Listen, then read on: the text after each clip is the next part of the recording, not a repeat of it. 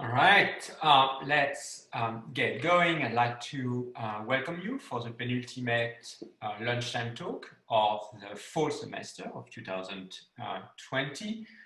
Before introducing our speaker today, namely me, I wanted to tell you about the remaining events at the center. So on Friday, November 20th at noon, we have the last lunchtime talk of the semester given by Roberto Fumagalli from King's College London, who will be talking about,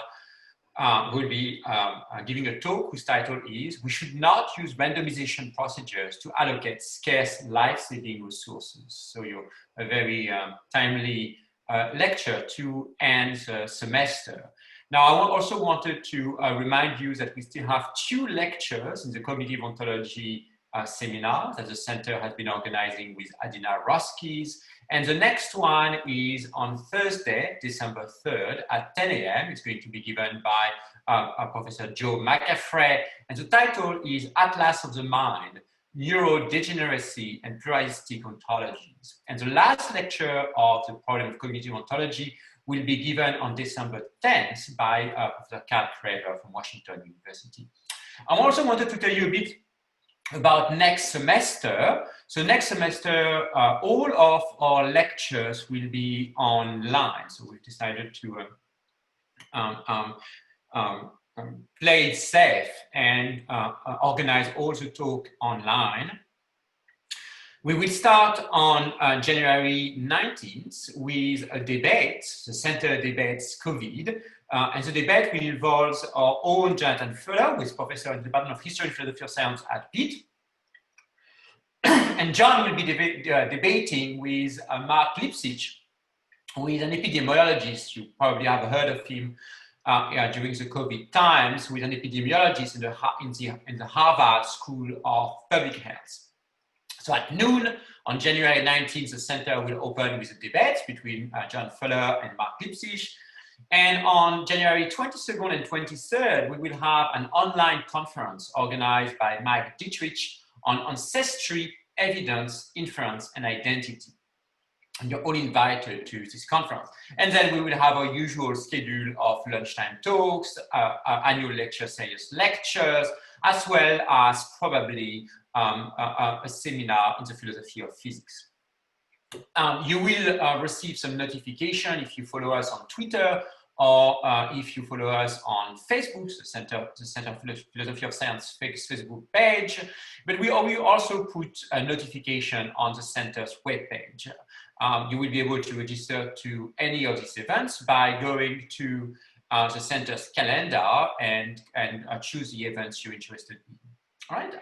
If you have any questions, please feel free to reach out to me or to anyone at the center. Let me remind you before moving on to the lecture that we're using Zoom webinar. So at this point, only the 3 of us are panelists. You guys are attendees. If you have a question for after the lecture, what I would ask you to do is click on the Q&A button at the bottom of your screen and just write your name in the text box. And during the Q&A after 1 p.m., we will promote you from the status of attendee to the status of panelist, and then you will be able to ask your question directly. All right, I think that's it for the formalities before moving on to the lecture. So today, as you probably know, it's going to be my great pleasure today to give a lecture instead of introducing a speaker and listening to him or her, as has been the case this semester. Most of you know me, but let me remind you, I'm the director of the Center for Philosophy of Science, and I'm a distinguished professor in History and Philosophy of Science at the University of Pittsburgh, and I work in the philosophy of cognitive science, neuroscience, and general philosophy of science as well. So let me share my screen with you. Here we go. All right. So what I want to be telling you about today is the role of perverse incentives in the so-called replication crisis, but more broadly in what I like to call fake science. So what is fake science? Well, fake science is, the term fake science applies to scholarly activities that in various respects imitate science, but that don't quite qualify as being properly scientific. So this fake science has fake scientific journals that very much looks like scientific journals. They have peer review, they write articles, they sometimes have debates, and so on and so forth. But when you look a little bit more closely, it's always a little bit off, right? It's not really quiet science. I don't want to get into a demarcation debate to say whether it's bad science or fake science. I will just call it fake science for simplicity. Now, philosophers and scientists are well acquainted with fake science, and the existence of fake science is not raising any concerns for the trust that we give to science, because we've been very good at setting aside some fake sciences to the margins of science. Examples, for example, include race science that has emerged in the 19th century and that is sadly still alive with us, and extrasensory perception that we've set to the margins, that we've pushed to the margins of psychology. And the existence of these fake sciences isn't really a threat to the trust that philosophers, scientists, and lay people, policymakers give to science. More recently, we've seen the emergence, at least in the 1960s, of these fake scientific activities, these scholarly activities, whose goal is to cast doubts on a proper scientific activity. And Naomi Oreskes has been extremely good at identifying these bits of activities that look like science. They have scientific journals, their papers are peer-reviewed, but their main point is actually to cast doubt on the scientific activity. But again, from a broader philosophical point of view, these traditions do not raise much concern for the trust that science deserves, because we've been very good at setting it aside, at pushing it to the margins of a proper scientific activity. But something as different has happened over the last few years. And what's different is that fields that until recently were thought to be just everyday, good old-fashioned science that were taught in introductory courses, for example, Introduction to Psychology, have turned out to be quite similar to research on ESP, or to race science, or to the research trying to undermine or face in the reality of global warming. Psychology has been at the forefront of this concern, where whole parts of psychology have now come into doubt, despite the fact that for a very long time they've been taught in introductory courses, they're part of textbooks, and so on and so forth. But it's not simply a psychology that has come to be under suspicion, that actually has come to qualify as fake science. Some parts also of the biomedical sciences also qualify as possibly fake science. And here, the threat of skepticism is much more concerning. It's much harder to set aside or to push to the margin of science these areas of science, because for a very long time, we've taken them to be genuine, good old-fashioned, ordinary scientific activities. And so it raises questions about our ability to distinguish fake science from genuine science. How good are that? And once we let the skeptical concerns enter our mind, the worry is that it will be hard to stop them. And there is what I like to call a skeptical creep. Right? We start with being concerned with social psychology, for example, or nutrition science. And then the question is, where are we going to stop? Are we going to become concerned with the science behind vaccination? And if not, why? What allows us to stop the skeptical threat early on and to prevent it from moving to vaccination science? What about global warming, and so on and so forth? One way to try to stop the skeptical creep is to focus on the causes of fake science, right? Once we've identified why fake science emerges, then we might be able to sort out genuine science from fake science. Think, for example, of Oresky's work. Once we find out that some scientists are actually paid to produce research undermining the reality of global warming, we can actually use that as a way to question at the very least, or at least to mark their scholarly output.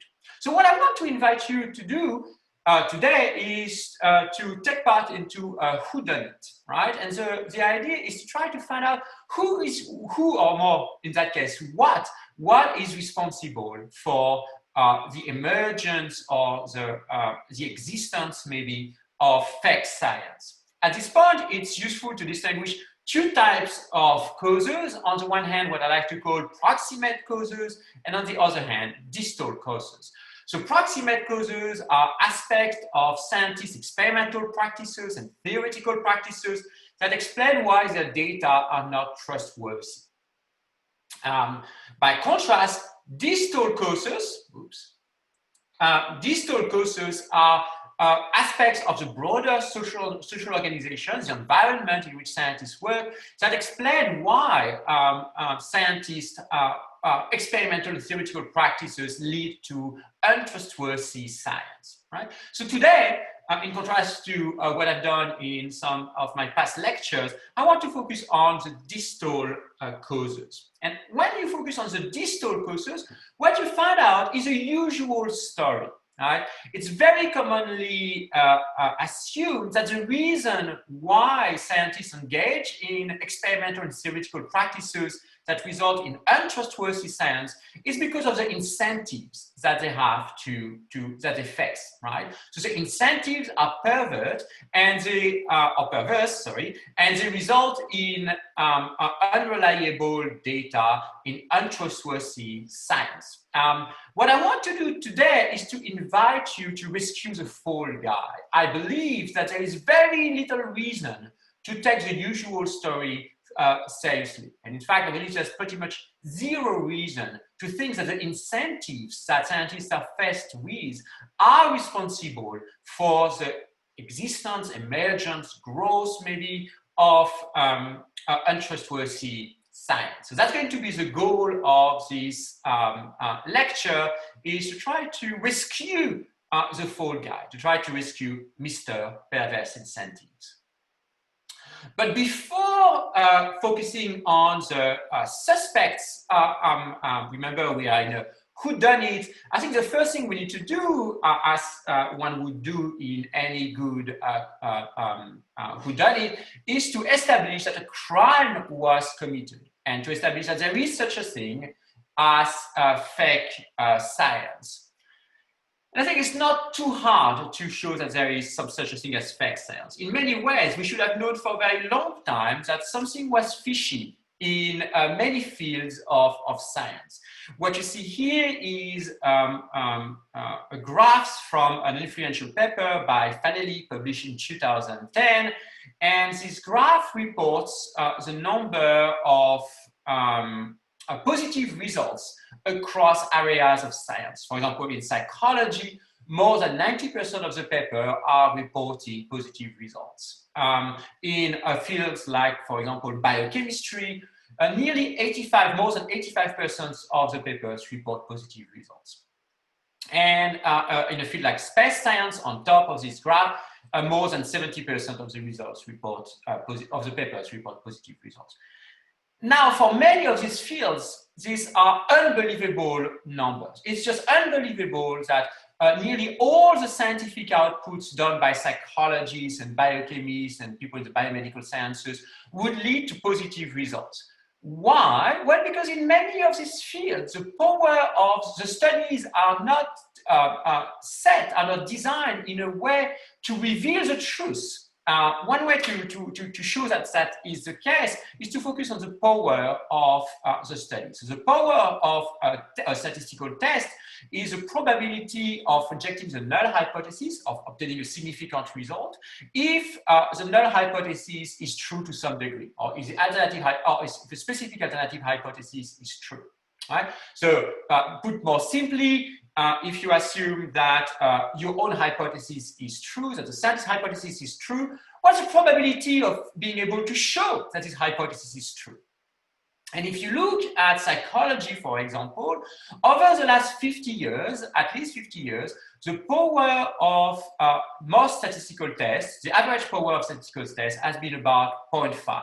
There's some variation across field, but that's about 0.5. What it concretely means is that if the scientist's hypothesis happens to be true, there's she has one chance out of two to show that she's right. In other words, she'd better just throw a coin rather than do an experiment. It's faster, it's cheaper, and it's about as efficient to reveal the truth if a hypothesis happens to be true. Again, don't think it's an issue just for the behavioral sciences. You find very similar problems in other sciences. What you see here is a remarkable paper published by Machery and colleagues that look at more than 100,000 studies in the biomedical sciences. It computes an aggregate effect size, and on the basis of this aggregate effect size, computes the average power of the studies. And the average power is nothing less than stunning. It's less than 0.1. Right. So if your hypothesis is true, then on average, you've got you got less than 1 chance out of 10 to get it right. But if that's true, how is that possible that 90% of the output of psychologists, behavioral sciences, biomedical sciences happens to report true positive? Something must be wrong, right? Something must be wrong in the science that gets to be done. And indeed, over the last 10 years, we've been able to show that something is actually wrong. And this understanding that something is wrong in various fields of science has been called the replication crisis. So the replication crisis, as I look at it, has two main features. On the one hand, the one that has been most discussed is the fact that if you look at the frontier of science, at the science in the making, many papers fail to replicate. What you see here is one of the most famous papers in this recent work in meta-science published in 2015 in Science. On the x-axis of the graph, what you see, what the author of this paper did is replicate 100 studies quasi-randomly chosen. What you see on the x-axis is the original effect sizes. They are in green because these effect sizes were positive and the results were statistically significant. As one would expect, most of the results that get published in psychology happen to report positive results. So on the X, what you see is the effect size, they're in green because they are statistically significant and support the hypothesis of the researchers. What you see on the Y-axis are the effect sizes of the replications.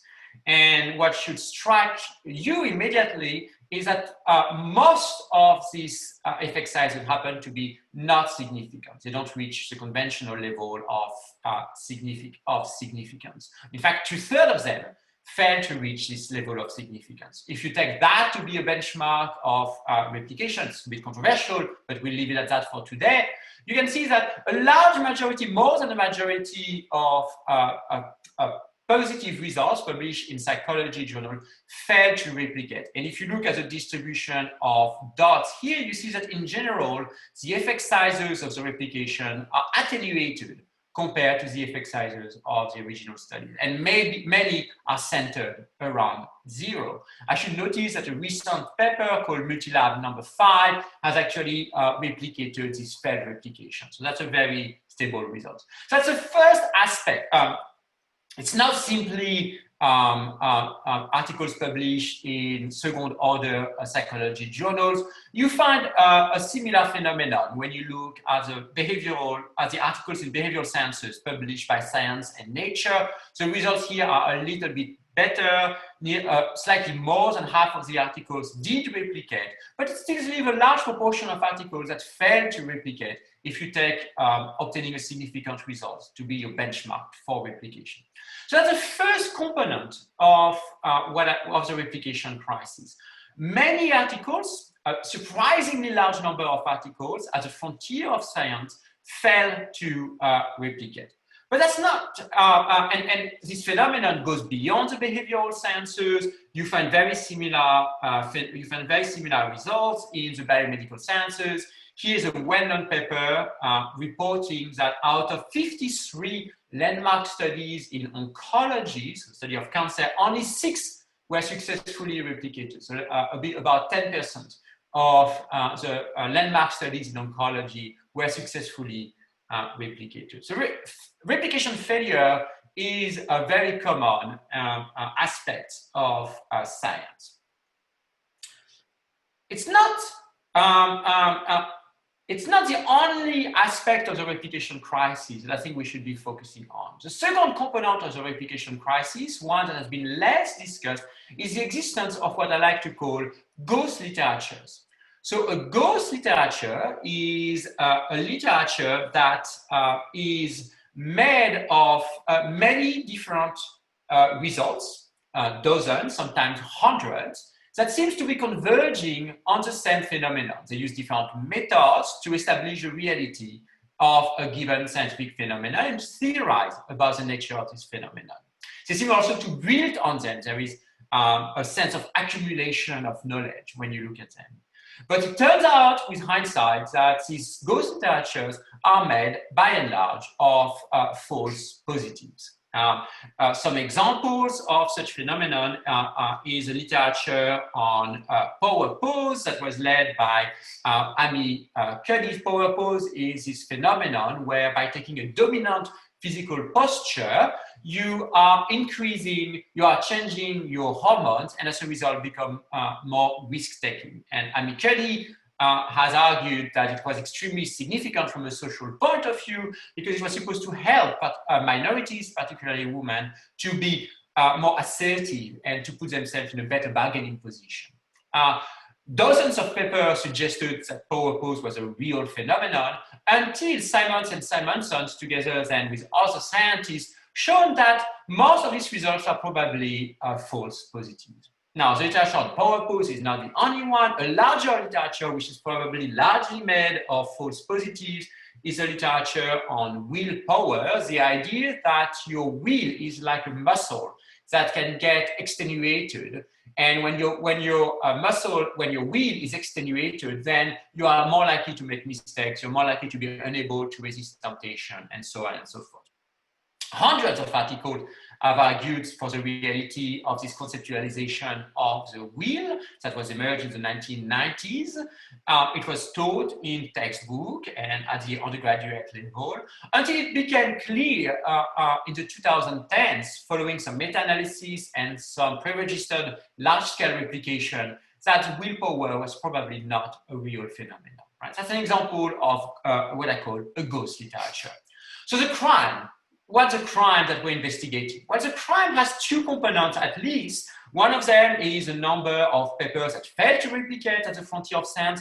The other one is when you move away from the frontier of science, but look at the science that seems to be accepted, that seems to be part of the core of a fact that people accept. But some of these large literatures happen to be what I call ghost literature.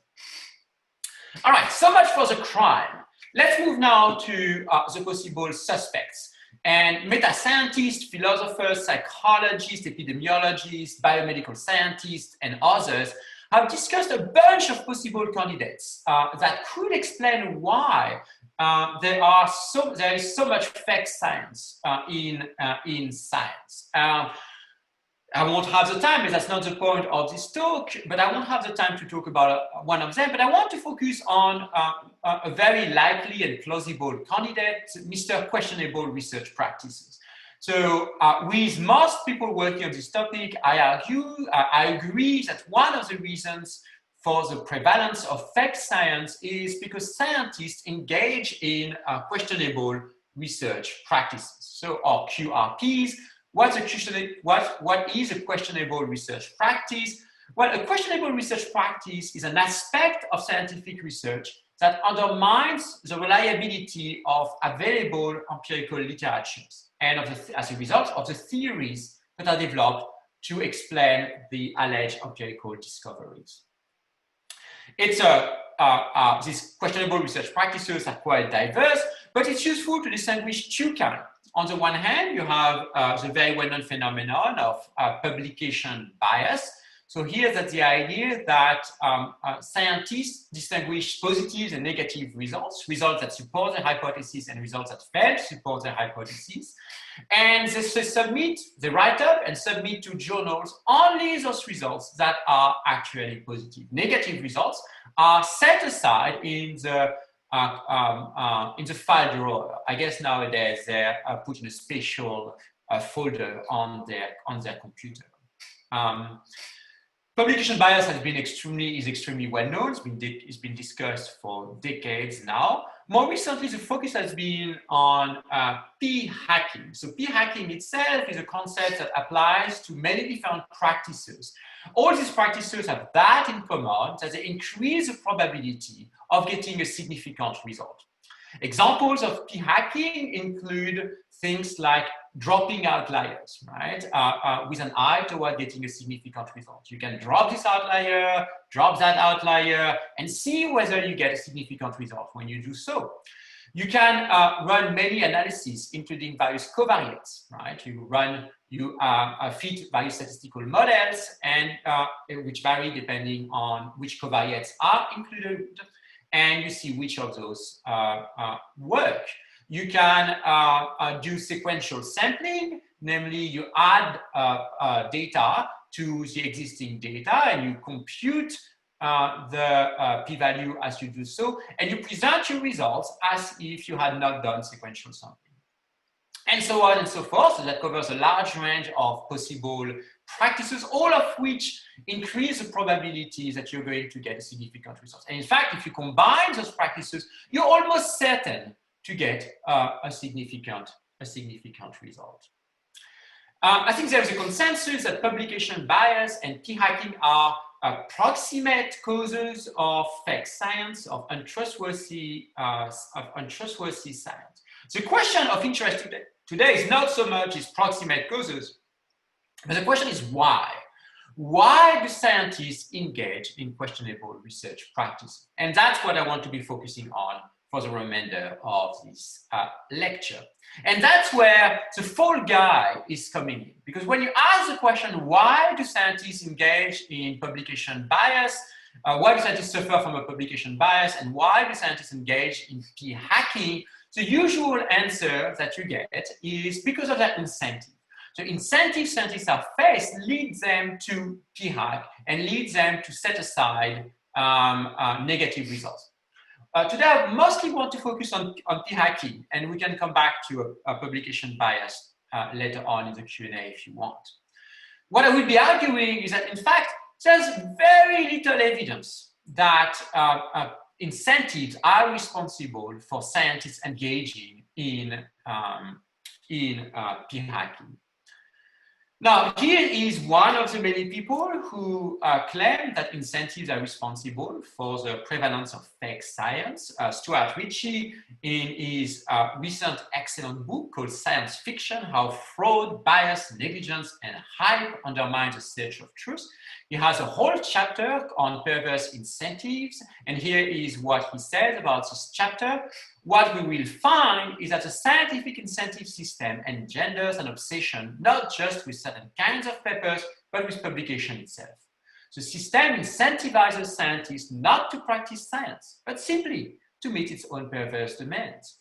These incentives are at the roots of so many of the dubious practices that undermine our research. I don't want to focus on Ritchie's take on the matter. I think that's a great quotation that embodies what many people, many meta-scientists think about the distal causes of the frequency of questionable research practices among scientists.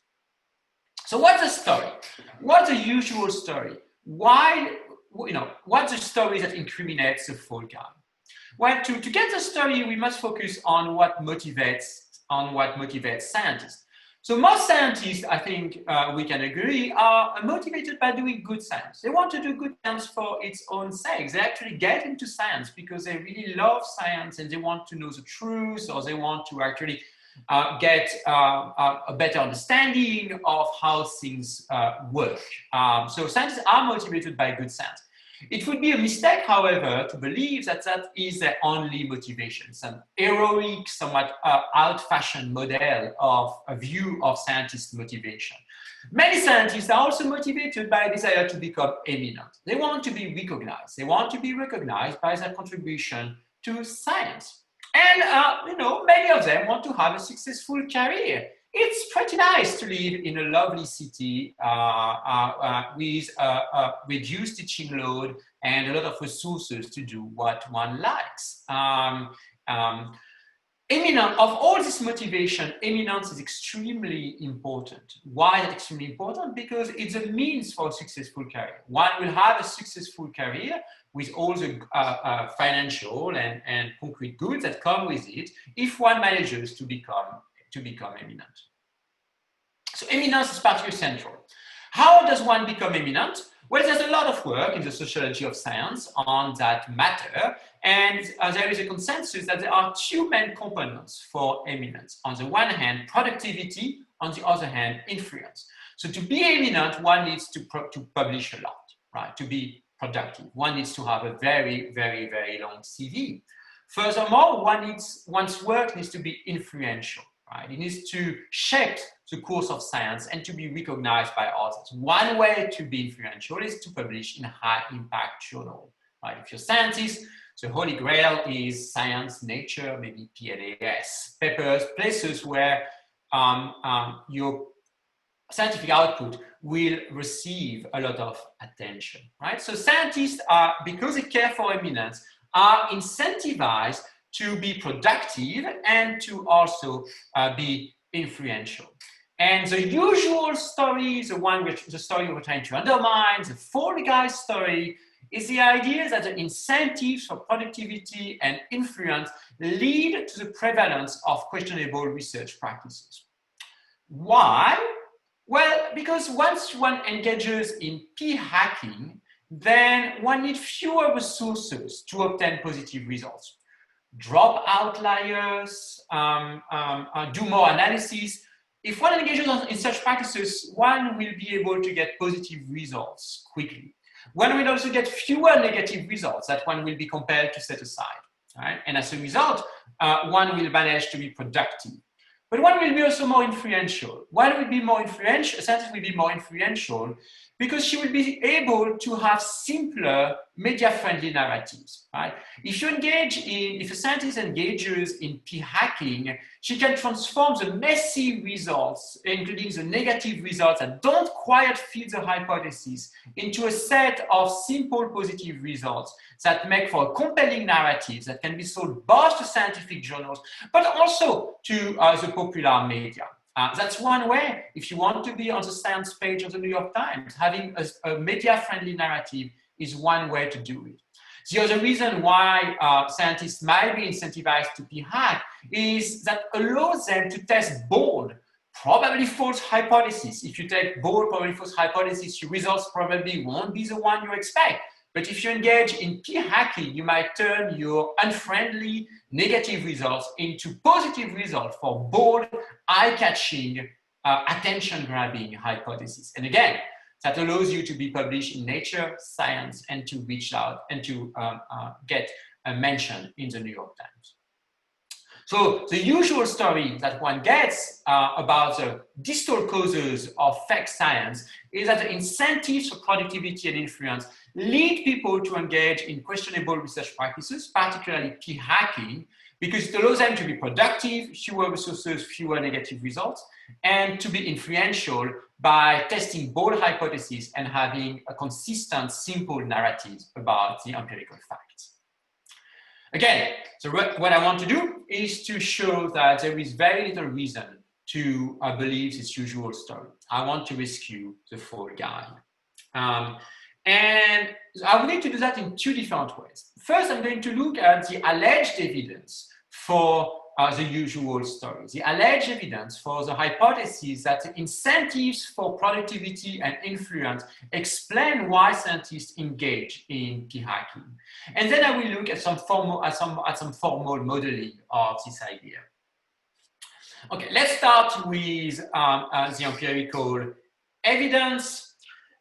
One idea that's commonly floated is the idea that incentives for productivity and influence results in competition for funding and publication. One wants to publish, and there's a finite amount of places where one wants to publish. One wants to publish in top journals, and there's very few articles get to be published in top journals in Science and Nature. As a result, there's a very intense competition among scientists, and this competition results in is detrimental for the quality of science. So that's a very common idea. Is that true?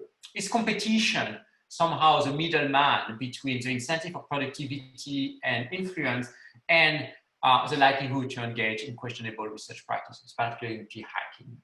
One could examine this question in two different ways. One can look at the aggregate level or at the individual level.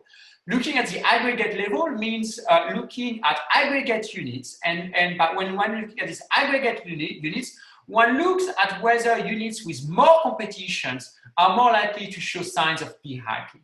One look at the individual level by looking at individual scientists and see whether those who are more competitive are more likely to engage in p-hacking. So let's look at instances of both types of research, at the aggregate level first, at the individual level next.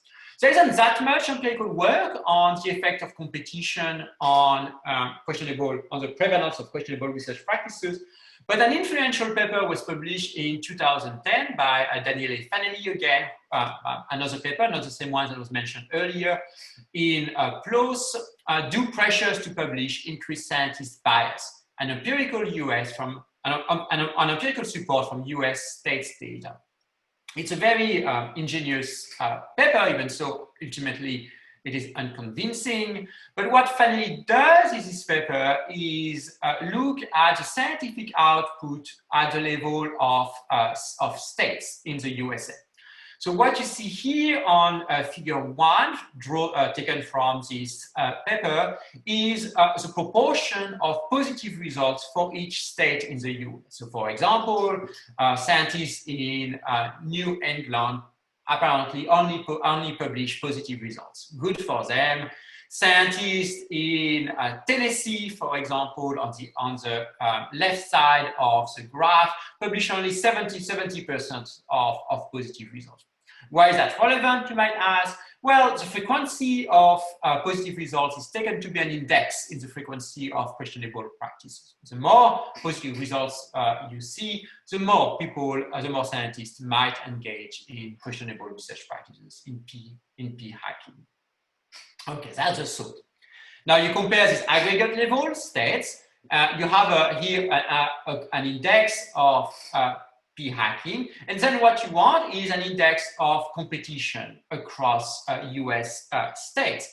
And the idea here, the ingenious idea, is to look at the number of articles per holder of a doctorate in academia. So the idea here is that if you are in a state where many PhDs publish many articles, you have a lot of competition. Right, so that measure is taken to be a measure of the competition at the aggregate level. And then you just do a linear regression. You just do a regression, you just regress the two variables. And what you find is that the level of competition, as measured by the academic article output, is predictive of the number of positive results that are published, indicating that competition here primes the frequency of p-hacking. Now, it's a very ingenious paper. It's a very interesting way of looking at the relation between competition and the frequency of p-hacking at the aggregate level. But ultimately, I believe it is quite unconvincing. As Fanelli is aware, the result is confounded by the fact that there might be variation in the quality of science done across all these states. After all, New England has Harvard, MIT as places. And one might worry is that at least part of the variation we are seeing here is not due to competition, but is due to this confound that's not taken into account. finally agrees that this confound is unlikely to account for the relation, but the fact that we don't quite know about that. More important, I think there's a conceptual issue with the whole project. And the conceptual issue is quite simple. The indices for competition, the index for competition is just not the right one. And why isn't that the right one? Well, because for funding, scientists in a given state do not compete with scientists in that state for funding. In the United States of America, they compete for everyone in the US for funding at the federal level. Just looking at the number, at the output within a given state is just a poor measure of the level of competition scientists face.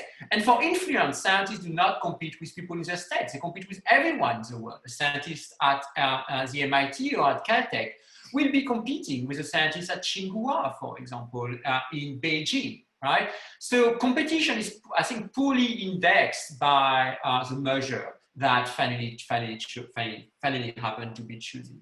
So ultimately, this data, while ingenious, fail to tell us what we're interested in. What about individual level? What about the relation between competition and the frequency of questionable research practices at the individual level? Well, there's also somewhere, but not very much. And one of the papers on the topic is a paper by Stefan Jenke and colleagues that measure the frequency of questionable research practices by asking scientists to report this frequency, and that measure another set of variables, the so-called dark triad variable, Machiavellianism, narcissism, and psychopathy, and then two variables related to scientists' willingness to do good science, learning approach goals, whether you want to be competent, learning avoidance goal, whether you want to avoid being competent, and then two variables that are related to competition. Appearance approach goal, whether you want to look competent, and appearance avoidance goals, whether you want to avoid looking incompetent. Right? And the idea is that competitive people are going to be people high in appearance approach goal and appearance avoidance goals. They don't really care about being competent or avoiding being incompetent. They care about looking competent and avoiding looking incompetent. And then what they did in a multiple regression is relate all these variables to the self-reported frequency of questionable research practices.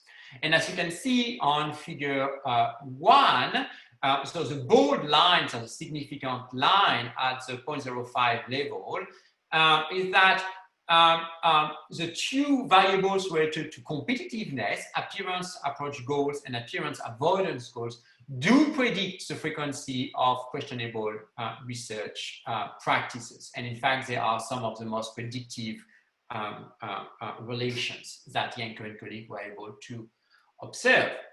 Now, that's an interesting paper. I think it just tells us about which individuals are likely to engage in questionable research practices. But I do not think that it bears on the question we were asking, whether competition results in the prevalence of peer hacking. Why is that? Because I believe there's a fallacy of equivocation there. Competition can mean one of two things. On the one hand, it refers to the competitiveness of individuals. Right. On the other hand, it refers to a social structure and to the fact that there are a limited amount of resources for a larger number of individuals who want to access these resources. And the two things are actually unrelated with one another. You can have competitions among non-competitive individuals. So this type of finding at the individual levels are poorly suited to support the general claim that competition is a source of questionable research practices. And in fact, from a conceptual point of view, it's very unclear why competition should lead to bad science, should lead to fake science. Competition isn't intrinsically destructive. It depends on what the norms are. If you are in a world where people are competing for doing what happens to be good science, then competition is going to prime people to engage in good science. And indeed, I believe that's what's happening among some younger scientists anyway, like in some scientific cultures, where younger scientists are actually competing for excellence in terms of statistical skills and also open science, right? So competition itself isn't intrinsically destructive, in contradiction to what this first hypothesis was assuming. Instead of looking at competition as, in a sense, part of the story about why incentives for productivity and influence would result in the prevalence of questionable research practices and p-hacking in particular, one could look directly at the incentive for productivity. And indeed, many people believe that the culture of publish or perish is responsible for scientists being willing to p-hack. The evidence is actually, however, for that idea is, however, extremely limited. Most of the alleged evidence is of the following kind. It's interviews or qualitative research asking people whether they believe that the pressures that they are facing or the pressures that scientists are facing explain why scientists engage in questionable research practices. Now, that's an interesting set of studies, actually quite a large literature on the matter, but it just tells us about scientists' folk sociology of science. Right? It does not provide any evidence that the pressure to publish is actually responsible for the frequency of questionable research practices. So that's quite large. Literature is really irrelevant for testing the connection between the incentive for productivity and eminence and the frequency of p-hacking. In fact, there's only 2 papers I know of that provide some evidence for a connection between the p-hacking or questionable research practices and the incentive for productivity. And what you have here is one of these 2 papers published in 2019 by Edouard Machery and colleague. What should interest you most is a right column on the table 3, misconduct score. And as you can see, misconduct here is so that what you see here are the 0-order correlation, but the results hold in a multiple regression. What you see, what you should pay attention here is a significant correlation between misconduct and publication pressure. Both are measured as self-reports, but as self-report of publication pressure predicts misconduct, predict people's willingness, self-reported willingness to engage in misconduct. Now, I think this is a really, it's positive evidence for the connection between the pressure to the incentive for productivity and the willingness to engage in questionable research practices, particularly p-hacking. But the effect sizes are small, and furthermore, the study is merely correlational, right? So we don't exactly, because correlational, it's very hard to, it's unclear whether it can be interpreted causally. So the outcome, I believe, is that there is some suggestive evidence of a possible connection between the incentive for productivity and eminence and questionable research practices, but the evidence is actually really thin on the ground. Contrary to the certainties that meta-scientists have about the role of incentives in the prevalence of fake science, the empirical evidence is actually far from telling. Now, in addition to the empirical evidence, meta-scientists have often alluded to formal models. And in this area, the most influential formal model is a model developed by Higginson and Munafo in 2016. So what I want to do, and it's been a model which has been cited a lot and extensively in meta-scientific discussion of the replication crisis and of fake science. What I want to do now is to describe this model, describe its main results, and tell you why I believe it's an unconvincing model. So the setting is the following one. Imagine you're a scientist and you have the choice between 2 types of experiments. You can do one of 2 experiments. You can engage in what Higginson and Munafo call exploratory experiment, or you can engage in what they call confirmatory experiment. An exploratory experiment, in a nutshell, is a new experiment. It's an experiment that has not been done before. A confirmatory experiment is roughly a replication. You are redoing an experiment that has been done before. Scientists have a finite, scientists have a specific amount of resources. Let me backtrack a bit. So you can do one of these two experiments. NE is a number of exploratory experiments that a scientist will be doing. And C is a number of confirmatory experiments that a scientist will be doing. The number of exploratory experiments, NE, is a function of a few things, particularly of T. T is the resources, the total amount of resources that the scientist has. Theta is a proportion of these resources that are dedicated to exploratory experiment. 1 minus theta is a complement. So if a scientist dedicates theta % of her resources to exploratory experiment, she will be dedicated 1 minus theta times t to confirmatory experiment. The number of exploratory experiment depends on theta, of course, but also of the sample size, of the size of each experiment. And the size of each experiment is represented here by S. SE for the size of exploratory experiment, SC for the size of a confirmatory experiment. So what you have here in the numerator is a proportion of resources dedicated to exploration versus confirmation.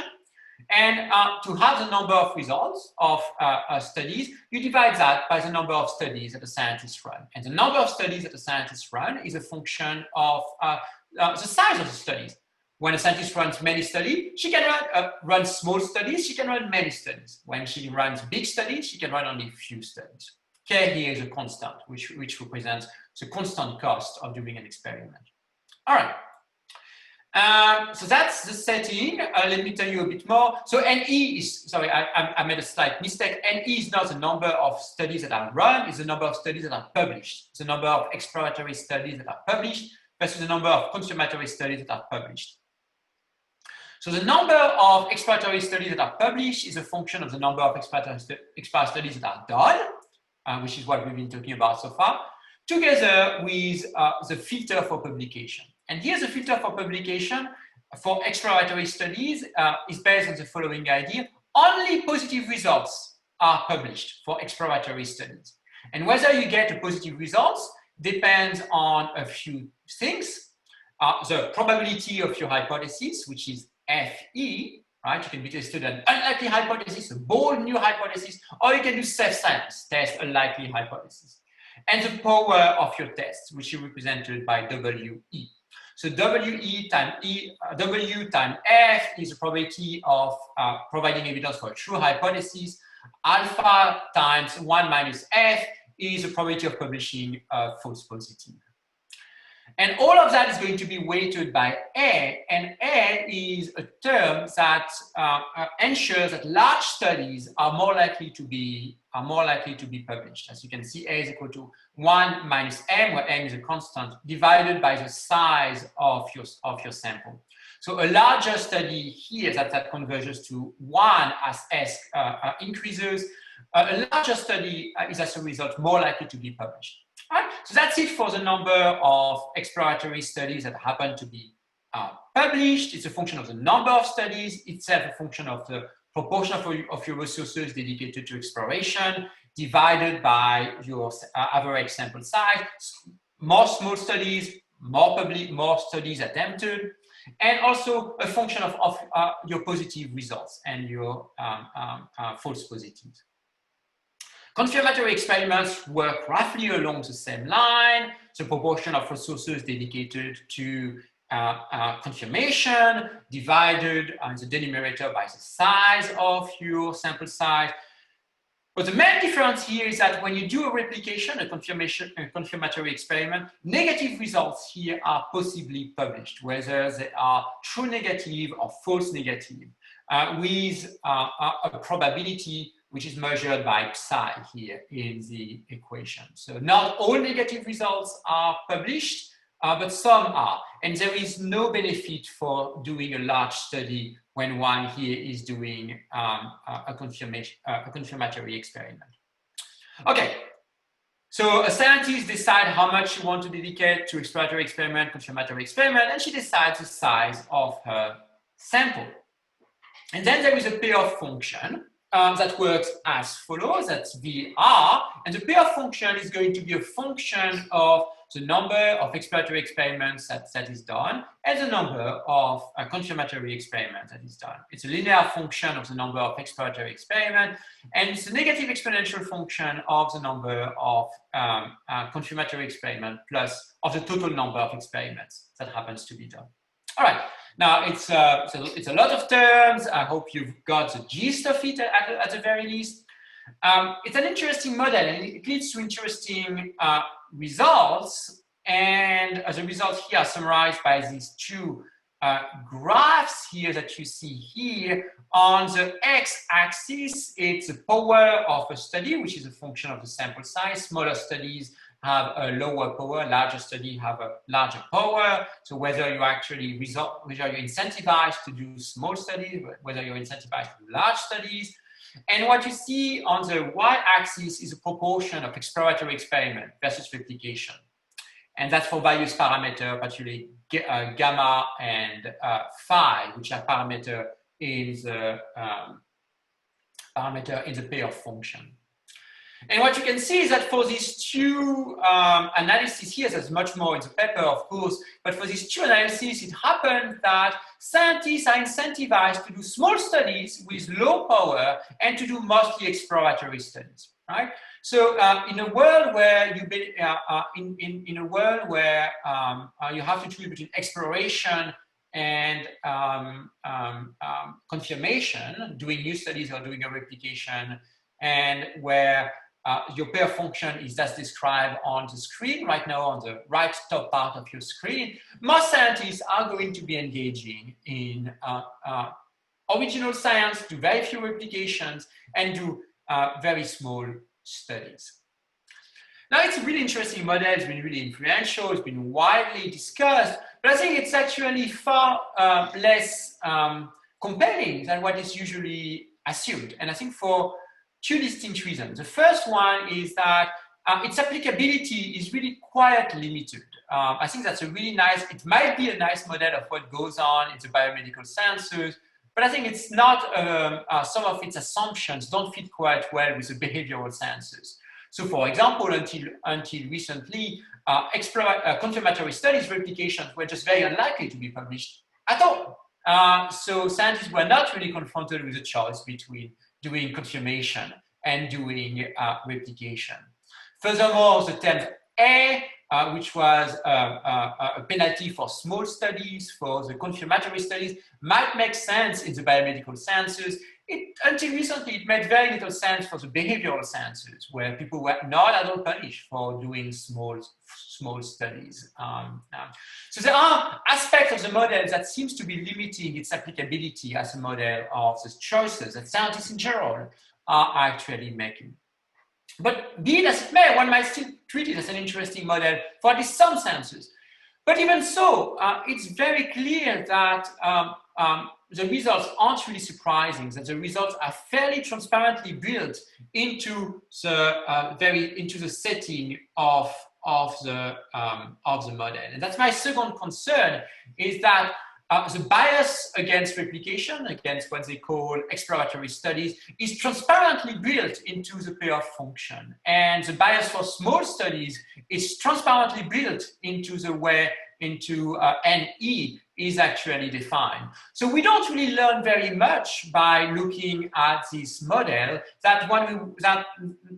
because the output, the results of the modeling activity is transparent in the modeling decisions that are originally made by the scientists. So we can look, for example, at the payoff function, which I've put again here on the screen. Doing one new explanatory study has a linear impact on your payoff. By contrast, doing one new confirmatory study, doing a confirmation, will only have an impact on your payoff by the term 1 minus the exponential function, right? And that, of course, converges to 1 as one increases the number of increases the number of studies one will be doing. Right? So it's not very surprising that people are more likely to do exploratory studies because of the respective weight of exploration and confirmation. One does not really learn very much by doing the modeling, by doing the simulation, than one would learn by just looking at the payoff function that's given us here. The result is cooked in the way the function is written. The same is true when one looks at the bias for small studies. The size of studies intervene in two places in the model. On the one hand, in A, which is a penalty for small studies that incentivize scientists for doing large studies. And on the other hand, in the number of studies what can be doing, that's the denominator of the first term of NE, K plus 2SE, where S is a sample size. But so on the one hand, scientists are incentivized for doing large studies. Larger studies are more likely to be published. On the other hand, they're incentivized for doing small studies because when you do small study, you do more studies, so you can have more attempts at publishing your study. But the contribution of these two terms, 2SE in the denominator and A is actually unequal, right?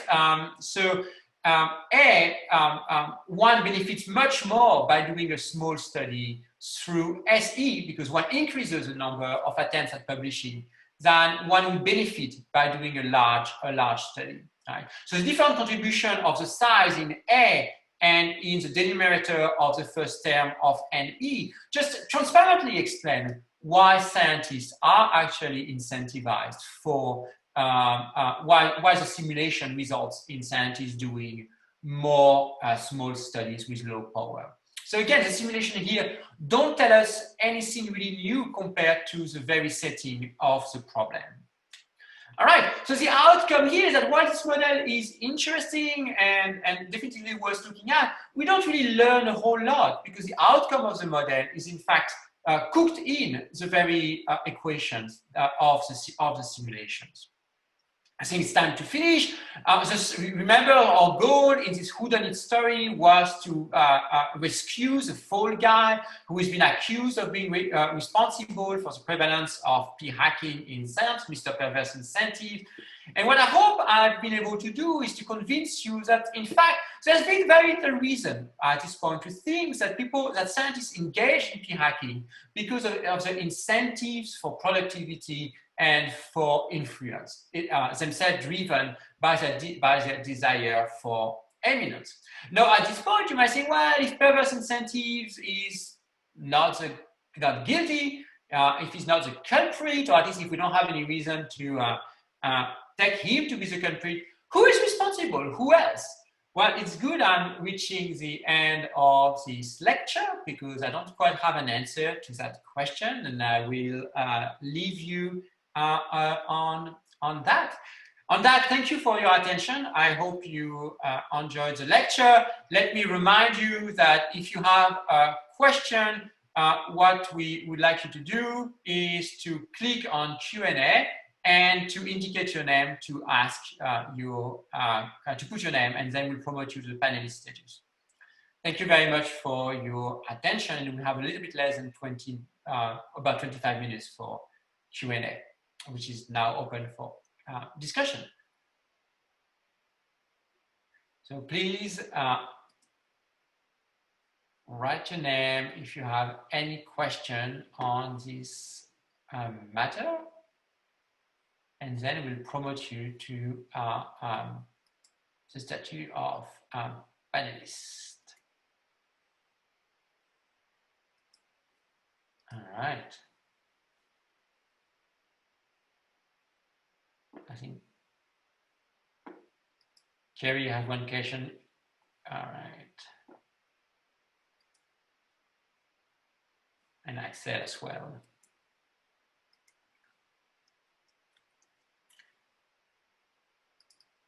All right. Cheryl, will you be, okay, Kerry. Great. Hi there. Thank you. Can you hear me? Yeah, I can hear you well. Yep. Thanks. Hi there. Hi there. Thank you so much for the talk. That was really interesting and lots of great sources as well for us who teach on this issue. So thank you. So I was just wondering, so it seems to me, I completely get on having thought about the issue that most of my own sort of evidence base for thinking that perverse incentives were the root of or one of the roots of the replication crisis, and how much that rests on anecdotal evidence. Mm-hmm. And I also agree. I didn't understand the last study, but your criticisms of the other studies as well seem spot on. But I sort of wonder, maybe. So it seems to me that you've argued that we don't have good evidence in support of this hypothesis, right? Yeah. We don't want to go from absence of evidence to evidence of absence, right? And when I hear there's no, that there's no evidence of this connection, it's impossible to not hear that as saying that's not what's responsible for it, right? Maybe that's just a sort of bias on my part. But I wonder if there aren't other ways, maybe more straightforward ways of operationalizing the question. If can one not, look at different sort of either different regions of the world where scientists don't have to operate in this sort of soft money environment, in which they're very insecure, they're living from sort of hand to mouth. There's a huge amount of pressure. You've got a mortgage, you've got kids to feed, to do whatever you can to stay in your role. Certainly the US is like that. But I'm sure other parts of the world are not. Can we not look at this issue through that lens, or even just keeping the geography stable? Look at how, say, the US has moved from a kind of less competitive, less soft money environment to the environment that it's in today, and run some kind of analysis that way. So I just feel like there are other ways to investigate this question that maybe are a little bit less convoluted, and have those been done? And is that evidence that you've kept sort of in your file for this talk? So now, yes, you're utterly right. So there are many ways to look at the relation between incentives and the prevalence of QRPs, and indeed at the aggregate level, one could look across sensors, one could look across countries, for example, and I think that's insightful. Now, it's very hard to do well for various reasons, because it's hard to measure QRPs, it's hard to measure p-hacking, and there are very few studies that actually do measure p-hacking. There are more studies that measure fraud and relates fraud to some of the things you're looking at. So for example, so you've been mentioning in your question, so there's a lot of things looking at fraud across countries and trying to relate country variation, so variation in fraud across countries, to the incentives, the type of incentives scientists face. For example, in China and in other countries like Iran, Saudi Arabia, there's a direct financial benefit in publishing a paper. You actually get money whenever you publish a paper. Right. And so people have been trying to look at these kind of things with respect to fraud. Fraud is easier to measure than QRPs, because not that it's easier to detect, but there are the number of papers that are retracted for fraud, and you can use that as your measure. Once you look at QRPs, publication bias, and p-hacking, it's very hard to do. It's very hard to measure. So there's actually very little studies that look at the aggregate level trying to connect QRPs. It's actually one of the striking facts of the existing literature. People are extremely confident incentives are the culprit, but they don't have much reason to believe that. They don't have much evidence for it. Okay, but so they could. Yeah. Right. Yeah. So it seems, if you think about the ways that in the field of medicine people have tried to get around this is by certain journals saying, if you want to publish here, you have to log that you are doing this experiment. So I think the New England Journal of Medicine does this. You have to log with us that you are doing this experiment before you then publish the results with us. Can that not give you, for example, a baseline that how many experiments are being done, and that's going to give you a measure of the kind of the likelihood that there's been p-hacking, or that there's confirmation positive, whatever that's called, positive confirmation bias, positive result bias is being committed. Yeah.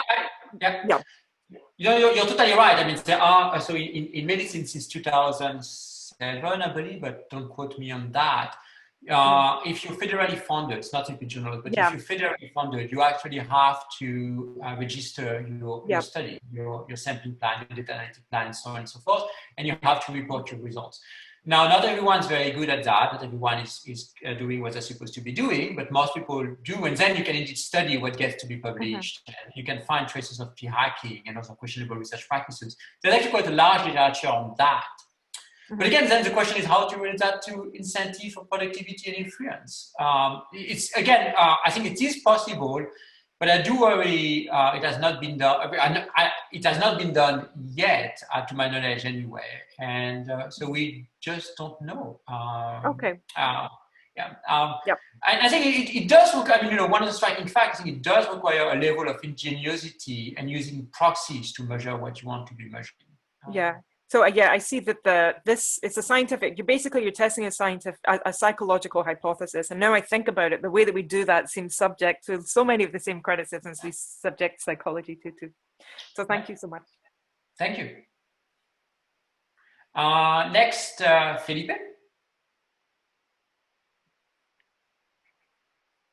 Hi. Hey, you.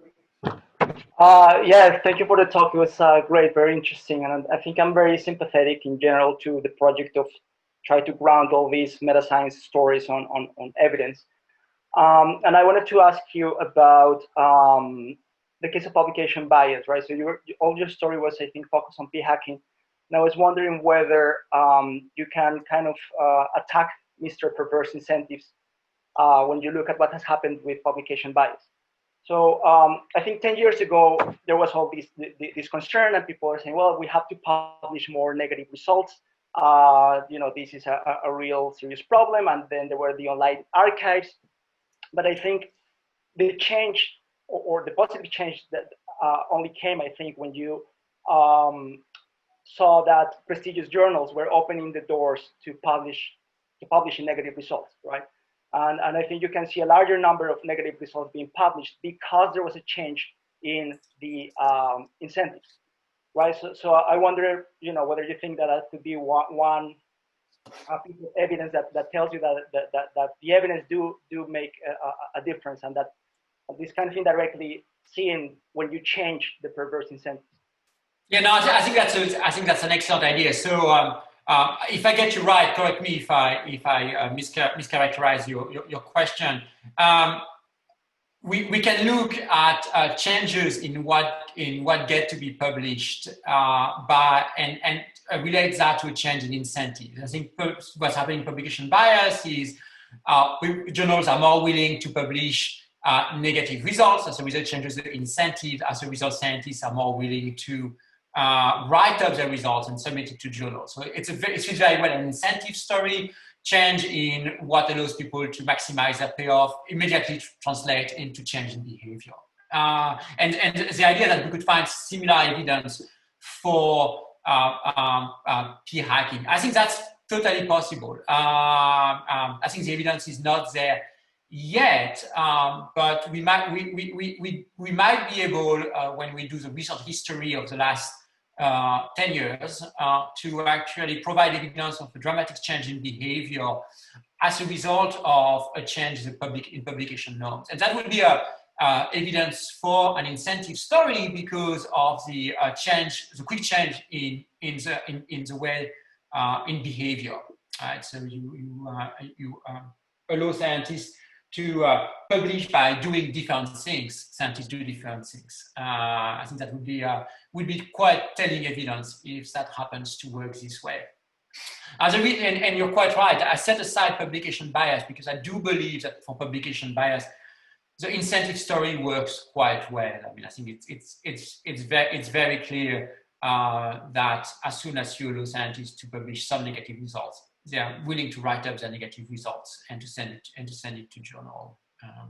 So I do think if you look at the recent history and at changing behavior as a result of changing incentive, if we can nail this one down, that will be quite compelling evidence for the incentive story. But again, it's missing so far.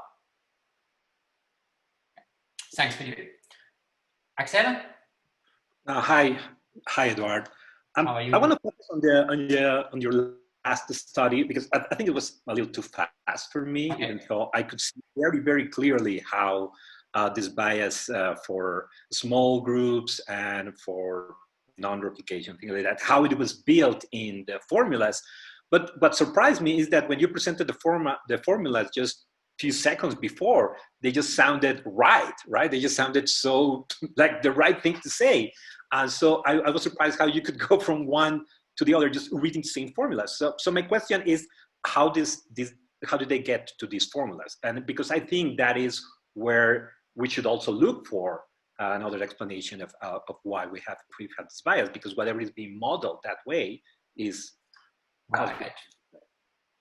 Right, good. That's really a good question. No, I don't exactly remember how they come up with the formula themselves. Just from in the paper, I think they just start with this plausible idea, again, the incentive stories that scientists are incentivized, and then they just try to formalize them in the ways that I've been describing. But I think the worry there is, it just seems that the weight of a conviction is driven by antecedent conviction that incentives are actually responsible for what's going on. And because we find it quite plausible, we find the formalization quite plausible.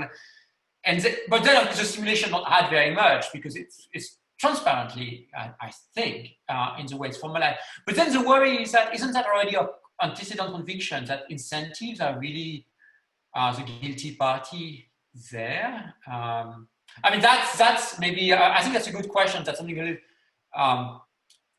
it might, okay, so my criticism was, look, it's transparently in the way the questions are set up, the simulation add nothing. Now, it's true that might not be actually a very telling objection if it's the right way of modeling the situation, right? One might think, maybe the simulation don't add very much, but that does capture the right way of modeling the situation, and the simulation just makes that vivid, one might think. So that's a really good point. I think in my response, and is the one I just gave you, is that why do we take them to be plausible? Mostly because we're sort of committed to this incentive story in the first place. Okay, so so the idea is that just the way it is presented right now, there's a circularity that might well be vicious. But the idea is that we need like extra empirical reasons to think that this is the right way to model the system of incentives. Is that right? Yeah, that's right. Perfect. Thank you. That's very helpful. Thanks, Ed. David. Hi, thanks. You can hear me? Yeah, I can hear you well. Yes, so I appreciate that you don't want to give an alternative explanation for the main issue, but I do want to hear you say more about explanations for how incentives became such a dominant sort of attempt at explaining this problem. Is it because of these sort of anecdotes? Do you think it's because of sort of exemplary examples that very much obviously are questionable research practices, or do you think it's maybe more tied to the idea that we just need an explanation that somehow gets us to move forward? Do you have anything to say about maybe some or all of those reasons? Yes, I can only speculate. I don't have any strong evidence for my speculations. And I had never thought about this question, so I thank you for asking it. So what we know here is the domain of fraud. There are very well-known fraudsters in science, and many of these fraudsters have been extensively studied both by historians of science, sociologists of science.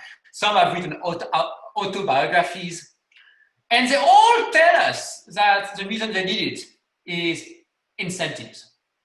That's always the story they say. Now, you don't know whether it's a true story. It's kind of convenient to blame the incentives for their own behavior, right? But also in the fraud literature, it has become sort of a trope of a very common idea that the reason why some of these well-known fraudsters ended up frauding is because of the incentives they were faced with. I do believe that, and the fraudsters themselves have been actually promoting this idea extensively, both in their interviews with historians and also in their autobiographies. I mean, Derek Stapel spends many in his really fascinating autobiography. You know, the Dutch psychologist who made up all his data and became a superstar, really spent a lot of pages saying that he really wanted to become famous and had always been viewed as a good but middle-of-the-road scientist who would never fly first class to be coming to the American Psychological Association and gives a keynote lecture. And he was very frustrated by that. He really wanted to become famous. And he just realized, well, one way to do that is just make up the data. And so he did.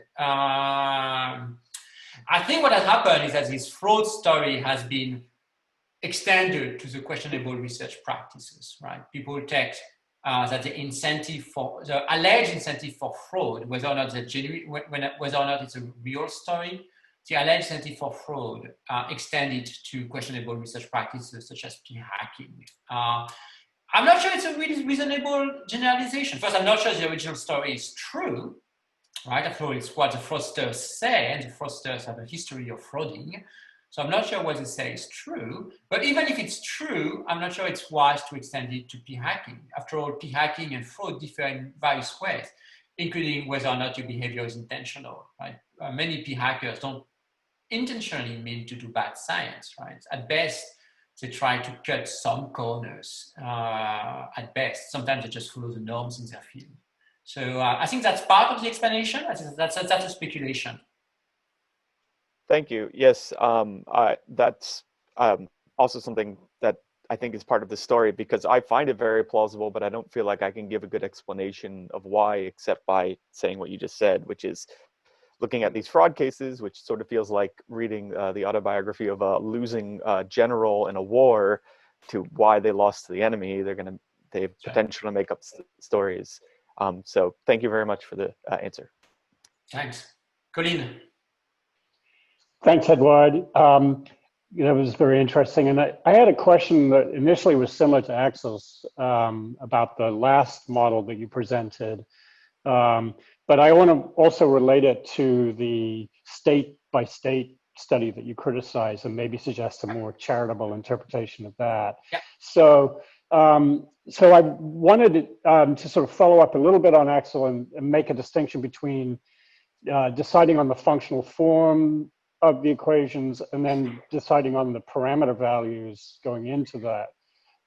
And I wasn't sure if I missed it, how they came to sort of set the various values. Was it estimated from any data or some other external source? In which case then your criticism that it's very much sort of just cooking the books to come up with something plausible seems legit. But if we go back to the state study, I mean, one thing you said was, well, there's a fundamental flaw in the premise of this, which is people in states are not just competing within their state, they're competing across state, they're competing internationally, and so on.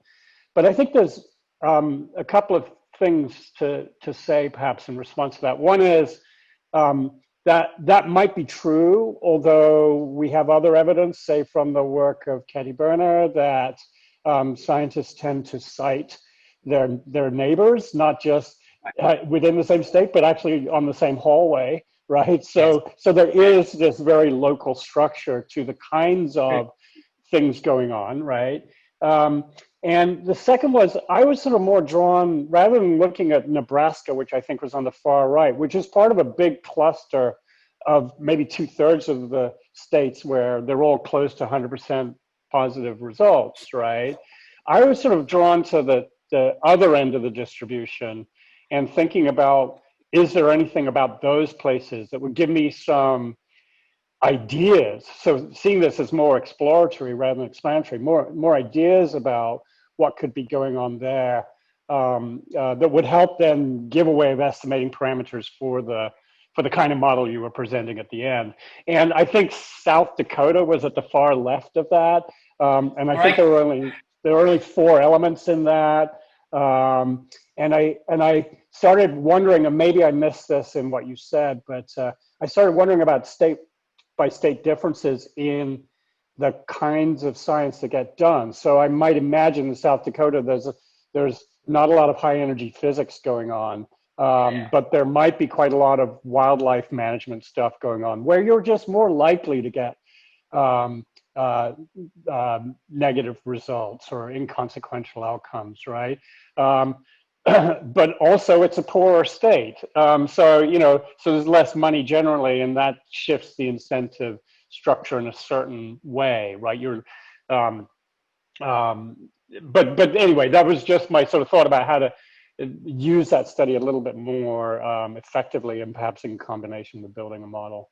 Yeah, no, about the model, the parameter values are all actually, I mean, what they do in the paper is really extensively vary the parameter values. They're not estimated in any possible way. And then they see how it influences the proportion of exploratory versus confirmatory studies and the size of the studies. It's really just trying to explore the possible combination of parameters.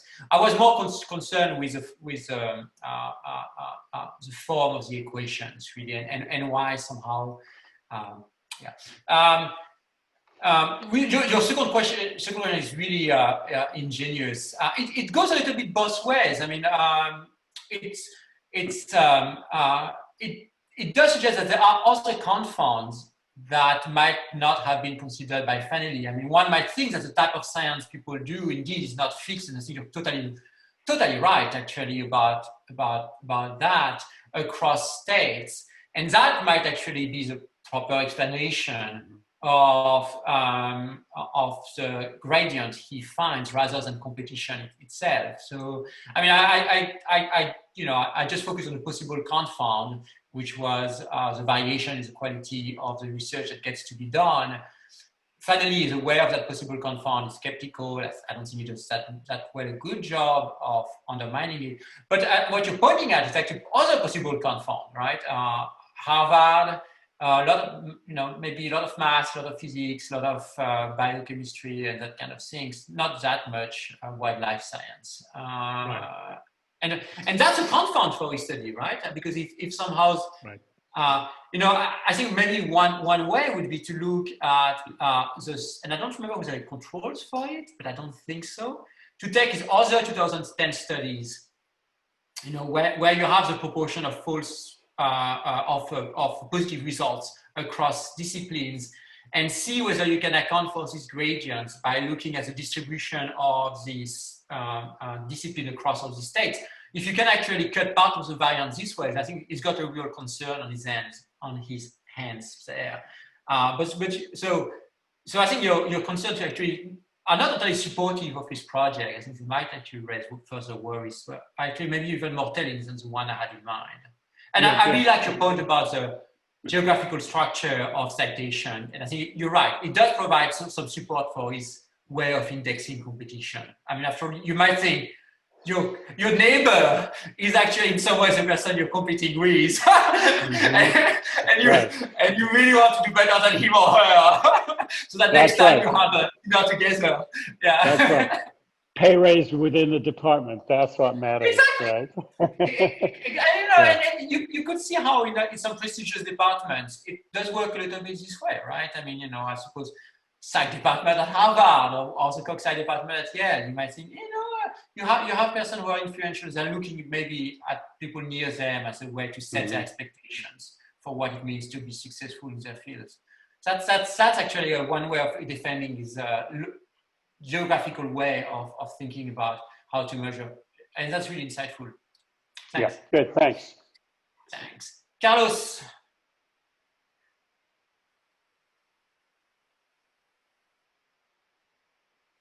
I can't hear you. You should unmute yourself.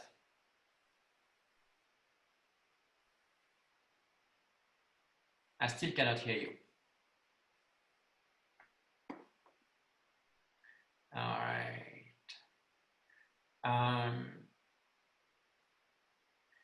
So I have your question. So since I can't really hear you, I'm going to read it. And so the question from Carlos was, has the literature on QRPs explored the possibility of structured departmental internal incentives? I don't have any citations that comes to mind. I do know that literature in STS, the sociology of science, has looked a lot as a role of modeling and as a departmental cultures for priming fraud and other problematic behavior in science. So there's a lot of work looking at that.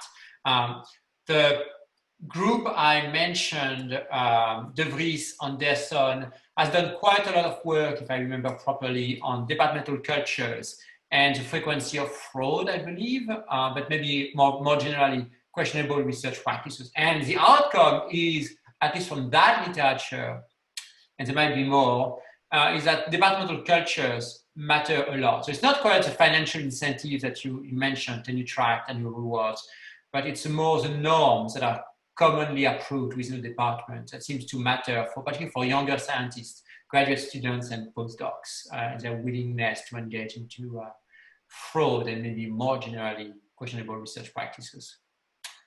Kelly?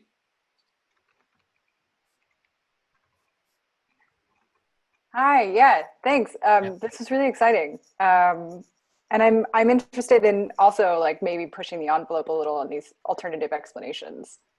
Because it seems like the explanations so far that you've discussed still have to do with the decisions made by individual researchers when confronted with a system that has certain kinds of incentive features. And I wonder if like another way to read the results of that second study, the formal modeling study that you presented, is actually demonstrating something like, given the incentives that are structured in the system to which researchers are responding, what this shows is actually that there aren't any contravening or countervailing incentives to overcome the fact that researchers are making these decisions to pursue exploratory rather than confirmatory studies.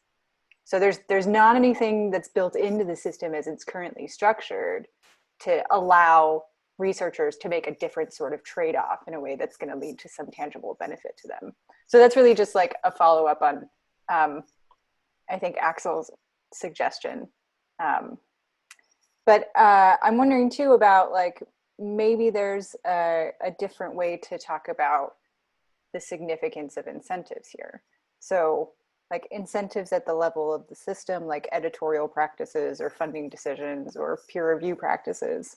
And the evidence so far that we have is about incentives for individual scientists' decisions, but we could look at this as like incentives at the level of the system that set the kind of norms and standards for that researchers make trade-offs within. So yeah, I guess I'm wondering if like, you know, I tie this up with some people, and this has been a kind of rare argument, but some people who think that the replication crisis is really just a kind of like self-correction in progress, like a self-correcting mode in science to realize that like, oh wait, we should be seeing a lot more replications, or the replication should be a lot more successful than they are. We need to fix that. So I guess, have you seen any evidence that would support a story like that, or that maybe that kind of story might offer some ways to gather more interesting or more revealing evidence about what's going on? Mm-hmm. I mean, lot of things. Yeah.